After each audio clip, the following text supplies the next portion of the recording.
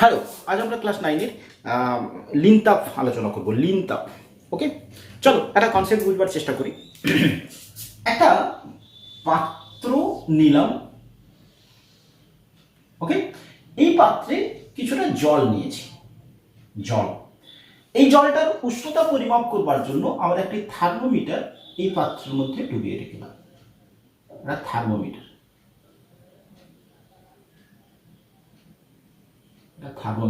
এই পাত্রের মধ্যে ডুবিয়ে রেখেছি।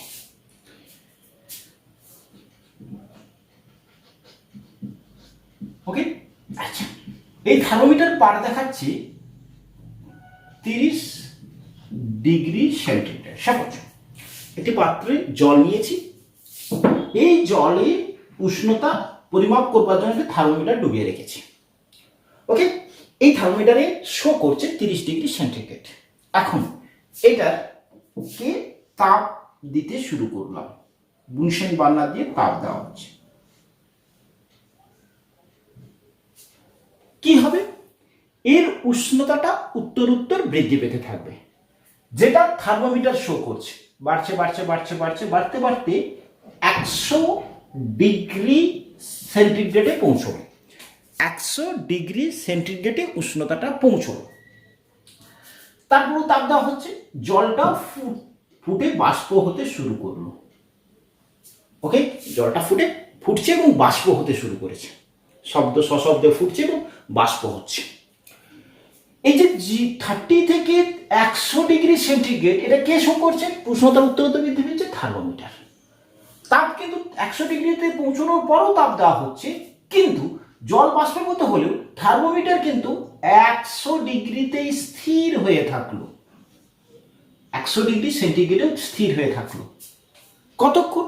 তাপ দিয়েই যাওয়া হচ্ছে, বাষ্পীভূত হতে হতে পুরোটা যতক্ষণ না পর্যন্ত শেষ হয়ে যাচ্ছে, ততক্ষণ পর্যন্ত এই জলের উষ্ণতা 100 ডিগ্রি, অর্থাৎ পুরো বাষ্প হওয়া পর্যন্ত। পুরোটা আরেকবার রিপিট করি। আমরা 30 ডিগ্রি সেন্টিগ্রেড উষ্ণতার কিছুটা জল নিয়েছিলাম, তাকে তাপ দিচ্ছিলাম। এই তাপ দেওয়ার সাথে সাথে জলের উষ্ণতা উত্তর বাড়তে ছিল, যা থার্মোমিটার শো করছিল যে উষ্ণতাটা বাড়ছে। 30 থেকে 100 অব্দি উষ্ণতা বৃদ্ধিটা থার্মোমিটার দেখাচ্ছিল। 100-তে পৌঁছানোর পর এই জলটা আর উষ্ণতা বাড়ছে না। এই জলটার উষ্ণতা আর বাড়ছে না। কি হচ্ছে? তার জলটা বাষ্প হচ্ছে। জলটা কি হয়ে যাচ্ছে? বাষ্প হচ্ছে। ঠিক আছে, কতক্ষণ অব্দি 100 ডিগ্রি স্থির থাকলো? পুরো জলটা যতক্ষণ না পর্যন্ত বাষ্প হচ্ছে ততক্ষণ উষ্ণতাটা স্থির থাকলো। ক্লিয়ার? তাহলে এই 30 থেকে 100 ডিগ্রি পর্যন্ত তাপ দিচ্ছিলেন, আবার এই জল থেকে যতক্ষণ বাষ্প হচ্ছে ততক্ষণও তাপ দিচ্ছিলেন।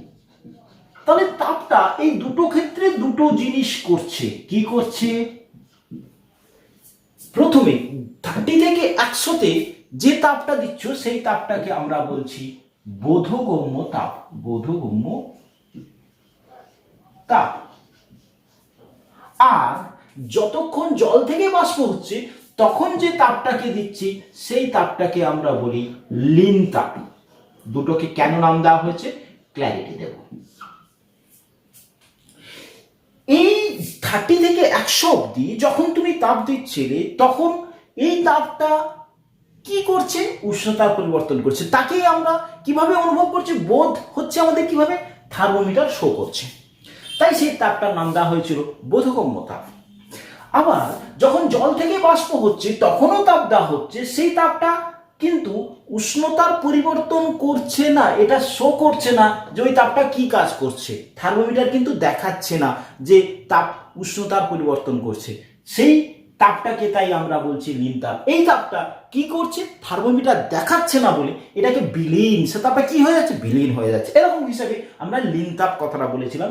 লিন তাপ অর্থাৎ যে তাপ বস্তুর অবস্থার পরিবর্তন করছিল কিন্তু উষ্ণতার পরিবর্তন করে না, তাকে আমরা বলছি লিন তাপ। আর যে তাপ অবস্থার পরিবর্তন করে না কিন্তু উষ্ণতার পরিবর্তন করে, তাকে আমরা বলবো বোধগম্য তাপ।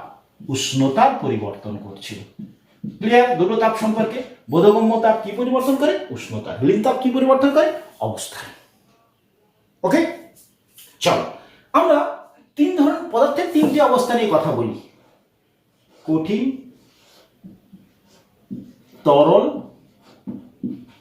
এবং গ্যাসীয়। তিনটি অবস্থা, এই তিনটি অবস্থা নিয়ে কথা বলছি। একটা কঠিন পদার্থকে তাপ দিচ্ছ যাতে তার উষ্ণতার পরিবর্তন হচ্ছে, সেই তাপটা কি তাপ? বোধগম্য তাপ। একটা উষ্ণতাতে এসে কঠিনটা কি হবে? তরলে পরিণত হবে। তাই যে কঠিন তরলে পরিণত হচ্ছে, এই পরিণত হওয়ার ঘটনাটাকে আমরা কি বলেছিলাম? গলন। কি বলেছিলাম? গলন। যে উষ্ণতায় এসে কঠিনটা তরলে পরিণত হতে শুরু করে, সেই উষ্ণতাটাকে আমরা বলি গলনাঙ্ক। তাহলে তাপ দিচ্ছি, কঠিনের উষ্ণতা বাড়তে বাড়তে গলনাঙ্কে যখন পৌঁছলো, তখন কঠিন পদার্থটা গলে তরলে পরিণত হলো। ক্লিয়ার এই কথাটা? আবার তাপ দিচ্ছি, তরলের উষ্ণতাটা বৃদ্ধি পাচ্ছে, তাপটাকে আমরা এই ডেল দিয়ে প্রকাশ করতে হবে। ডেল, এবারে পুরো কঠিনটা তরলে পরিণত হয়ে গেছে, সেই সময় যে তাপটা লেগেছে সেই তাপটা কি তাপ? লিন তাপ। আবার তরলকে তাপ দিচ্ছি, তখন সে কি করছে? উষ্ণতা বৃদ্ধি করছে। একটা সময় এসে তরলটা কি হলো? গ্যাসীয় পদার্থে পরিণত হতে শুরু করলো। কি হতে শুরু করলো? গ্যাসীয় পদার্থে। তাকে আমরা কি বলছি? স্ফুটন। সেই ঘটনাটাকে আমরা কি বলছি? স্ফুটন। যে উষ্ণতায় সে গ্যাসীয় পদার্থে পরিণত হতে শুরু করলো, সেটাকে আমরা বলি স্ফুটনাঙ্ক। তাহলে তাপ দিতে দিতে তরলের উষ্ণতা বাড়তে বাড়তে একটা উষ্ণতাতে অর্থাৎ স্ফুটনাঙ্কে যখন পৌঁছবে ওই তরলটি, তখন সে গ্যাসীয় পদার্থে পরিণত হতে শুরু করলো। যতক্ষণ না সমস্ত তরল গ্যাসীয় পদার্থে পরিণত হলো, ততক্ষণ এই উষ্ণতাটাকে স্থির রাখলো। ওই সময় যে তাপটা লাগলো, সেই তাপটা হচ্ছে কি? লিন তাপ। তাহলে এই যে পর্যায়ক্রমিক পরিবর্তনটা হচ্ছে কঠিন থেকে তরলে পরিণত হওয়ার সময়, কঠিন এটা যখন তরলে পরিণত হচ্ছে, তরল, এই তরলে পরিণত হওয়ার সময় যে তাপটা লাগছে, সেই তাপ, যে তাপটা লাগছে সেটা লিন তাপ। সেটা কি জাতীয় লিন তাপ বলবো? কঠিন গলে তরলে পরিণত হয়, গলনের ঘটনা, তাই তাপটাকে আমরা বলি গলনের লিন তাপ। কঠিন থেকে তরলে পরিণত হচ্ছে, কঠিন থেকে তরলে পরিণত হওয়ার সময় যে তাপটা লাগছে সেই তাপটাকে আমরা বলি লিন তাপ। এটা কঠিন থেকে তরল হচ্ছে, কি ঘটছে? না গলন ঘটছে, তাই এই লিন তাপটাকে আমরা কি লিন তাপ বলছি? গলন লিন তাপ। একই রকম তরল থেকে গ্যাসে পরিণত হচ্ছে, এই পরিণত হওয়ার সময় যে তাপটা লাগে সেটাকে আমরা অবস্থান পরিবর্তনের সময় যে তাপটা লাগে তাকে আমরা বলেছি লিন তাপ। এ ধরনের লিন তাপকে কি লিন তাপ বলবো? বাষ্পীভবনের লিন তাপ। বাষ্পীভবন অর্থাৎ তরল থেকে গ্যাসে পরিণত হওয়ার ঘটনাটাকে আমরা বলি বাষ্পীভবনের লিন তাপ। ওকে, গুড। এবারে এর উল্টো ঘটনাটা আমরা বুঝবার চেষ্টা করি। ঠিক, গ্যাসীয় থেকে তরল, তরল থেকে কঠিন। কি করব না, তরল গ্যাসীয় পদার্থ থেকে তাপ নিষ্কাশন করব, এটা থেকে তাপ নিষ্কাশন করব। তাপ নিষ্কাশন, গ্যাসীয় পদার্থ থেকে যদি তাপ নিষ্কাশন করতে থাকি, তার উষ্ণতা উত্তর কমতে থাকবে। একটা উষ্ণতায় পৌঁছে সে কি হবে? তরলে পরিণত হতে শুরু করবে। এই যে গ্যাস থেকে তরলে পরিণত হচ্ছে, এটাকে আমরা বলছি ঘনীভবন। কি বললাম? ঘনীভবন। গ্যাসীয় পদার্থ যে তরলে পরিণত হচ্ছে, এই তরলে পরিণত হওয়ার ঘটনাটাকে আমরা কি বলছি? ঘনীভবন। এটা তরল, এটা গ্যাসীয়। নিষ্কাশন করতে করতে একটা উষ্ণতাতে এসে সে অবস্থান্তর ঘটাতে শুরু করলো। কি হলো? গ্যাস থেকে তরলে পরিণত হতে শুরু করলো। এই ঘটনাটাকে আমরা কি বলছি? ঘনীভবন। এই সময় গ্যাস থেকে তরলে পরিণত হতে হলে যে পরিমাণ তাপ তোমাকে নিষ্কাশন করতে হবে তাকে আমরা বলি ঘনীভবনের লিন তাপ। ঘনীভবনের লিন তাপ। ক্লিয়ার আছে? তরলে পৌঁছলো, আবার নিষ্কাশন করছি, তাপ নিষ্কাশন করছি, উষ্ণতা উত্তর কমতে কমতে একটা উষ্ণতাতে এসে সে কি করবে? তরলটা কঠিনে পরিণত হতে শুরু করলো। ওকে, যে উষ্ণতাতে এসে সে কঠিনে পরিণত হতে শুরু করলো, অর্থাৎ তরল থেকে কঠিনে এই যে পরিণত হওয়ার ঘটনাটাকে আমরা বলছি কঠিনীভবন। কঠিনীভবন।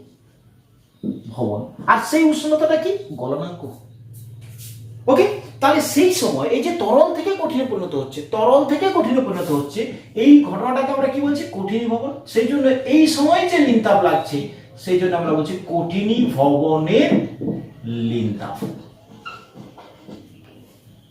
পুরো ঘটনাটা ক্লিয়ার হয়েছে কিনা বলো? আমরা অবস্থান, তো তিনটি অবস্থা নিয়ে পদার্থের বলছি, কঠিন, তরল এবং গ্যাসীয়। যে তাপ পদার্থের অবস্থা পরিবর্তন করে কিন্তু উষ্ণতার পরিবর্তন করে না তাকে আমরা বলছি লিনতাপ। যে তাপ উষ্ণতা পরিবর্তন করে কিন্তু অবস্থার পরিবর্তন করে না তাকে আমরা বলছি বোধগম্য তাপ। একটি পদার্থের কঠিন থেকে তরল অবস্থার এই যে পরিবর্তন, সেই সময় যে তাপ লাগে সেই তাপটাকে আমরা বলছি গলনের লিনতাপ। কারণ কঠিন থেকে তরলে পরিণত হওয়ার ঘটনাটাকে আমরা বলছি গলন, তাই ওই সময় কঠিন থেকে তরলে এই অবস্থান্তরের সময় যে তাপটা লাগে সেটাকে আমরা বলছি গলনের লিনতাপ। ক্লিয়ার? তরল থেকে গ্যাসীয় পদার্থকে তাপ দিতে থাকলে একটা সময় তরল পদার্থ স্ফুটনাঙ্কে পৌঁছলে তরল পদার্থটা গ্যাসীয় পরিণত হতে শুরু করে। যে উষ্ণতায় পৌঁছতে শুরু করলে সেই উষ্ণতাটাকে আমরা বলছি স্ফুটনাঙ্ক। আর এই তরল থেকে গ্যাসীয় পরিণত হওয়ার ঘটনাটাকে আমরা বলছি বাষ্পীভবন। সেই অবস্থান্তরের সময়, কোন অবস্থান? তরল থেকে গ্যাসীয়, এই অবস্থান্তরের সময় যে তাপটা লাগে সেই তাপটাকে আমরা বলছি বাষ্পীভবনের লিনতাপ। ঠিক উল্টো ঘটনাটা আমরা বলতে শুরু করছি। কি ঘটনা বলছি? ধরো আমরা গ্যাস থেকে তরলে পরিণত করতে চাইছি, গ্যাস থেকে তরলে পরিণত করার এই ঘটনাটাকে বলছি ঘনীভবন। অবস্থান্তরের সময় যে তাপ লাগে তাকে লিনতাপ বলে। তাই এই তাপটাকে যখন গ্যাস থেকে তরলে পরিণত হচ্ছে তখন সেই লিনতাপটাকে আমরা বলছি ঘনীভবনের লিনতাপ। আবার একই রকম তরল থেকে কঠিনে পরিণত হচ্ছে, তরল থেকে কঠিনে পরিণত হওয়ার ঘটনাটাকে আমরা বলছি কঠিনীভবন। সেই অবস্থান্তরের সময় যে লিনতাপ লাগছে তাকে আমরা বলছি কঠিনীভবনের লিনতাপ। ক্লিয়ার পুরো বিষয়টা?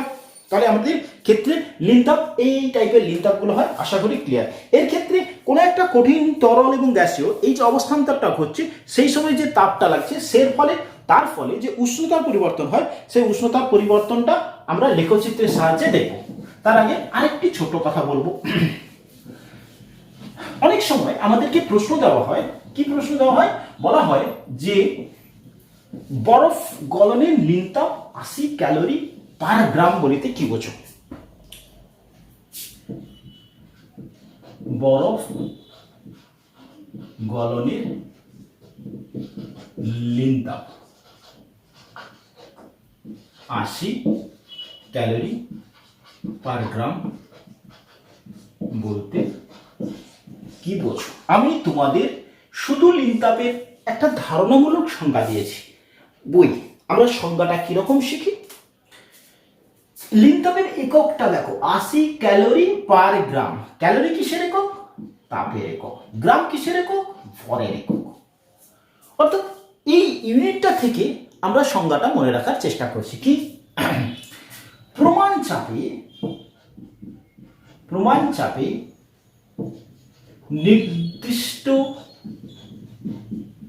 নির্দিষ্ট কোন বস্তুর একক ভরের অবস্থান্তর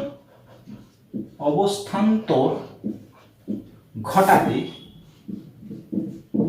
যে তাপের প্রয়োজন হয় তাকে লিনতাপ বলে। প্রমাণ চাপে নির্দিষ্ট কোনো বস্তুর একক ভরের অবস্থান্তর ঘটাতে যে তাপের প্রয়োজন হয় তাকে লিনতাপ বলে। তাহলে বরফ কি হচ্ছে? গলন ঘটছে। বলছে বরফ গলনের লিনতাপ। তাই বরফ কি পদার্থ ছিল? কঠিন। তাহলে কঠিন থেকে তরল হবে, তাই গলনের লিনতাপ। গলনের লিনতাপ হচ্ছে কঠিন থেকে তরল হবে। তাহলে বরফ তরল হলে কি হয়? জল হয়। এই যে বরফটা জলে পরিণত হচ্ছে, গলনের লিনতাপ 80 ক্যালোরি পার গ্রাম, মানে 1 গ্রাম বরফকে 1 গ্রাম জলে পরিণত করা হচ্ছে, যে তাপের প্রয়োজন হবে সেটা 80 ক্যালোরি। তাহলে এই সংজ্ঞা হিসেবে কনসেপ্টটা ক্লিয়ার আছে। এবার এই সংজ্ঞা হিসেবে আমি সূত্রটা কি বলবো?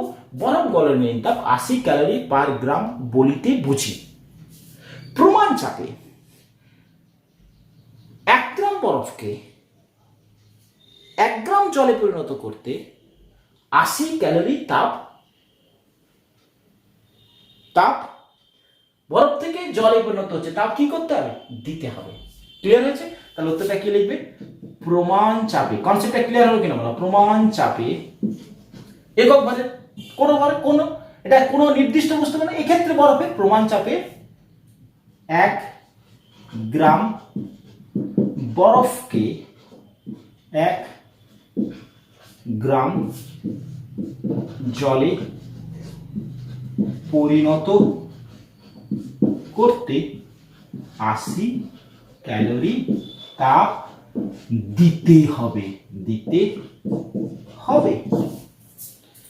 উত্তরটা কি লিখবে তাহলে? বরফ গলনের তাপ 80 ক্যালোরি পার গ্রাম বলতে বুঝি প্রমাণ চাপে 1 গ্রাম বরফকে 1 গ্রাম জলে পরিণত করতে 80 ক্যালোরি তাপ দিতে হবে। উল্টোটা যদি বলা হয়, জলের কঠিনীভবনের তাপ 80 ক্যালোরি পার গ্রাম বলতে কি বোঝো? নিজেরা ভাবো একবার, কি বললাম প্রশ্নটা? জলের কঠিনীভবনের তাপ 80 ক্যালোরি পার গ্রাম বলিতে কি বোঝো? কি বলবে? ভেবে নিয়েছো? চলো, আমারটা মিলছে নাকি দেখে নাও। পজ করে ভেবে নিয়েছো তো? চলো।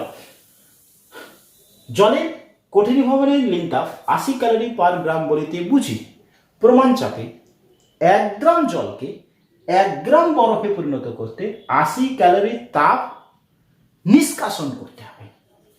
ক্লিয়ার? একই ধরনের প্রশ্ন তোমরা পেতে পারো। জলের বাষ্পীভবনের তাপ, বাষ্পের ঘনীভবনের তাপ 537 ক্যালোরি পার গ্রাম বলিতে কি বোঝো? জলের বাষ্পীভবনের তাপ, জলের বাষ্পীভবনের তাপ। তাহলে কি হচ্ছে? বাষ্পীভবন হচ্ছে মানে জল কি হচ্ছে? জলীয় বাষ্পে পরিণত হচ্ছে। 537 ক্যালোরি পার গ্রাম বলিতে কি বোঝো? ওকে, নিজেরা করতে পারবে এ ধরনের প্রশ্নের উত্তর। চলো এবারে আসছি আমরা। এই যে একটা কঠিন, তরল এবং গ্যাসীয়, বুঝলাম? ক্লিয়ার হয়েছে? নোট ডাউন করেছো? না হলে একটু ব্যাক করে নিতে হবে। এবারে বলছি উষ্ণতা ও সময়ের লেখচিত্র আঁকো।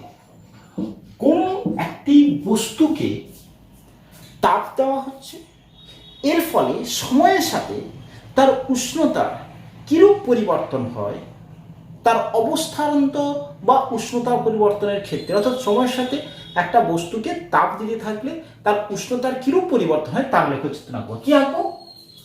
কোনো কঠিনকে তাপ দেওয়া হতে থাকলো,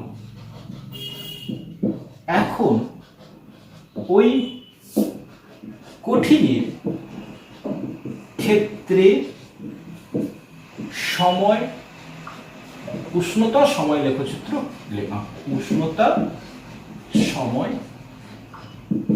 লেখচিত্র। ওকে, চলো তাহলে এক্ষেত্রে আমরা দুটো অ্যাক্সিস নেব। একটা অক্ষ নিয়েছি সময়, এক্স অক্ষ বরাবর সময় দেখাবো, ওয়াই অক্ষ বরাবর উষ্ণতা দেখাবো। উষ্ণতা।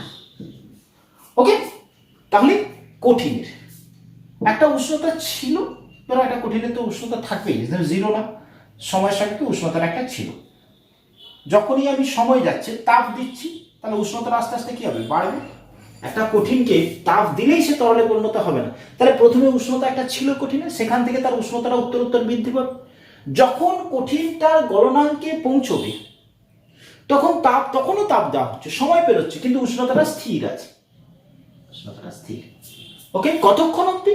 না, এইখান থেকে এইখানে, অর্থাৎ ও থেকে এ পর্যন্ত আমরা যদি আঁকি, এটা আমি এ করছি না, আমি এ বরাবর করছি ওয়াই অক্ষ, তো এই বরাবর টি, অরিজিনটাকে 0 ধরছি, ও ধরছি, এটা টি ধরছি, এটা থিটা ধরছি। ওকে, তা টি এক্স টি। এবারে বলো, এ পয়েন্টে একটা উষ্ণতা ছিল, বি পর্যন্ত ওই কঠিনটার সময়ের সাথে সাথে উষ্ণতা উত্তর বৃদ্ধি পেয়েছে। ওকে, এই বৃদ্ধিটা কিন্তু সরলরৈখিক, এটা একটা সরলরেখা মেনে চলে, তার উষ্ণতার পরিবর্তন সময়ের সাথে সরলরৈখিক হবে লেখচিত্রটা। আচ্ছা, এবারে যখনই এইখানটাতে কি হলো, বি বিন্দুতে কঠিন পদার্থটা গলতে শুরু করেছে। এই কঠিন পদার্থটা সি পয়েন্ট পর্যন্ত ধরে নিই, পুরো কঠিন, যতটা কঠিন ছিল ততটা কঠিন গলে তরলে পরিণত হলো। তাহলে এইখানটাতে কি ছিল? এটা কঠিন ছিল, ওকে, বি থেকে সি অবধি কি কি আছে?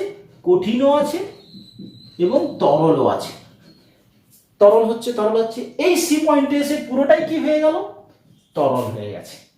এ থেকে বি পর্যন্ত পুরো অবস্থাতে কঠিন অবস্থাতেই থাকবে। বি থেকে সি অবধি উষ্ণতা আর কিন্তু সময়ের সাপেক্ষে বাড়ছে না, স্থির হয়ে গেছে। ওই সময় তাপটা কি তাপ? এই সময় যে তাপটা সেটা হচ্ছে গিয়ে লীন তাপ। আর এই সময় যে তাপটা সেটা হচ্ছে গিয়ে এ থেকে বি, সেই তাপটাকে এ থেকে বি, এই সময় কি তাপ? বোধগম্য তাপ, বোধগম্য তাপ।